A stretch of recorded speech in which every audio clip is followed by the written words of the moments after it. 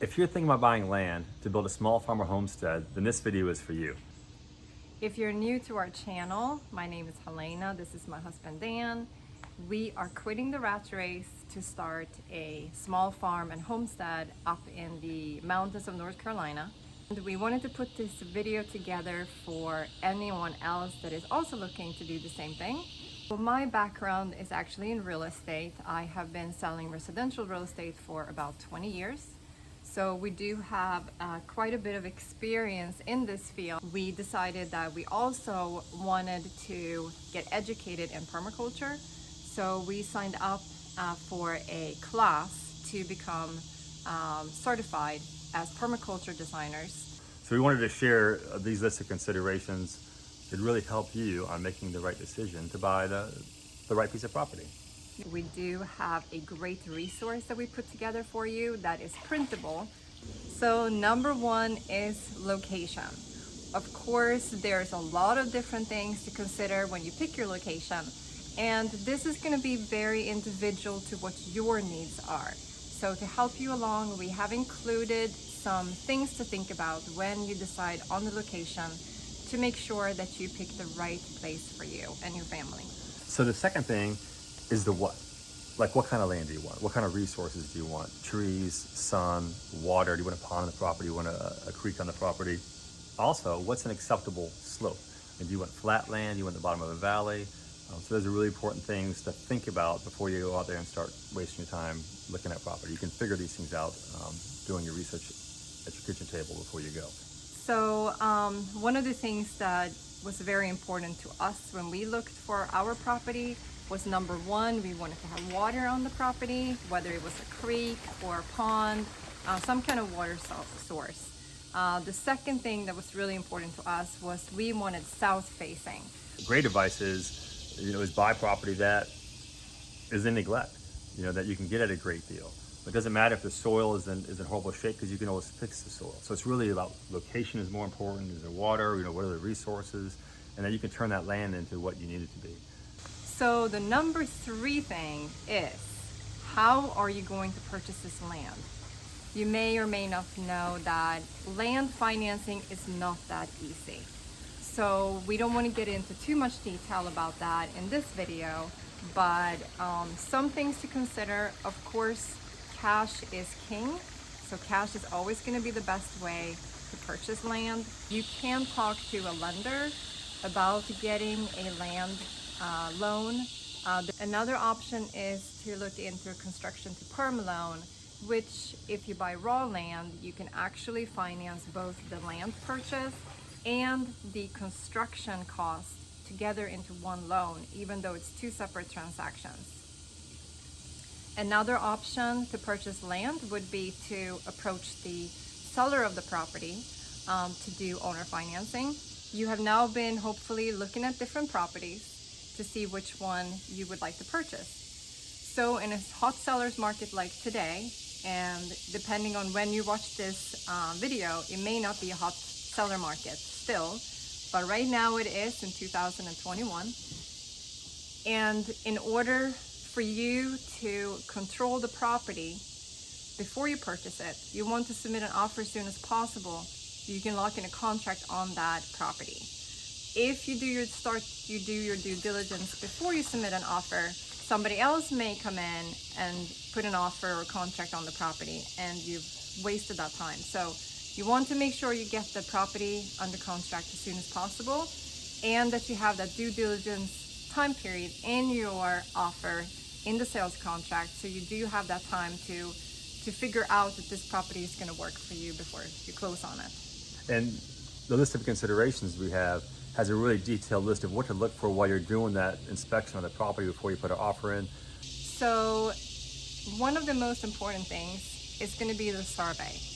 If there's no existing survey provided to you by the seller, you want to make sure that you get a survey done. And if you can get an existing survey, like an older survey, and you can actually walk the property and verify it, you may even be able to find old survey flags or the little metal pins that was put on the property. The survey will not just tell you where the property lies. It will also show a picture of what the surrounding properties are. You want to make sure that you have clear access to your property. How does the road to your property look like? Are you crossing somebody else's land to get to your property, or is your access right off a public road? So these are very important things to make sure that you understand, because a landlocked property could be a real issue.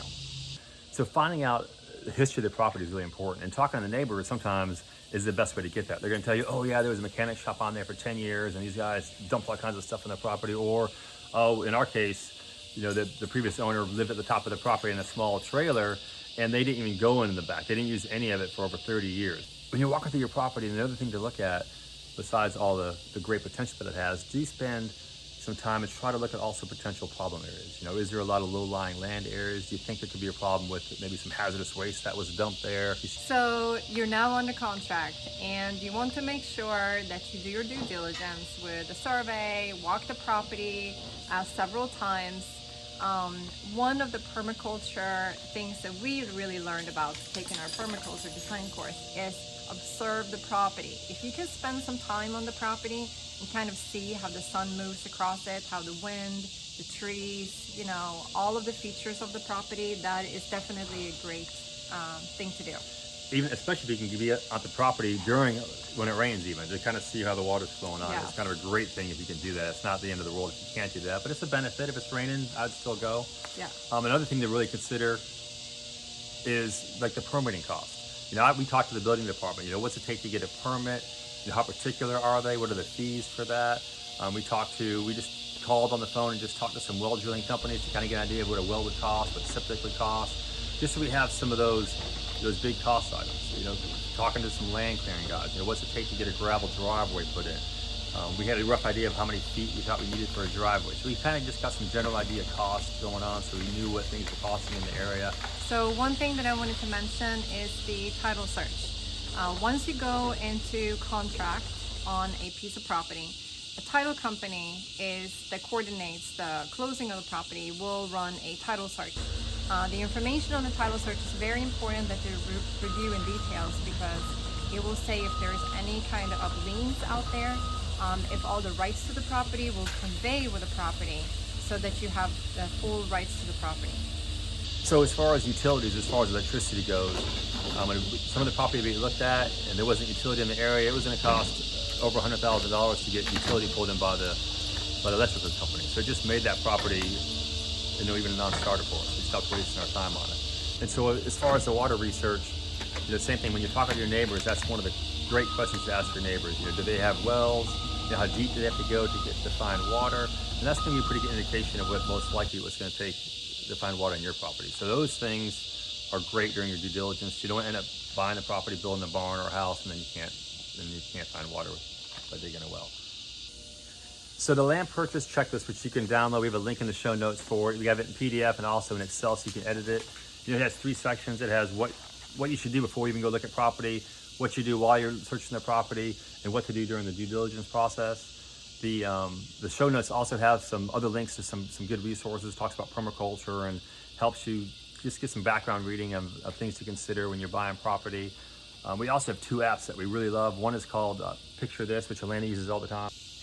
The Picture This app, or any kind of plant identifying app, are great, because not only will you be able to see what kind of native plants are on the property now, but it will help you identify the trees.